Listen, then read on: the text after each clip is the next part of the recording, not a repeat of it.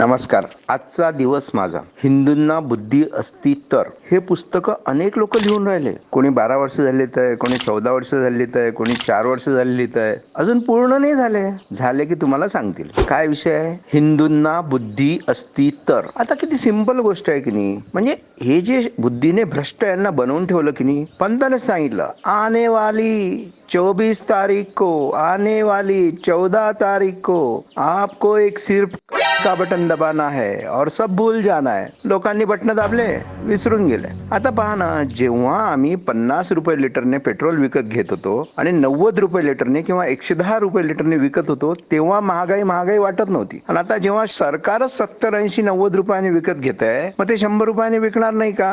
आता बावट महागाई ओरडतात. कारण पंत पण भ्रष्ट, हे पण जनता पण भ्रष्ट.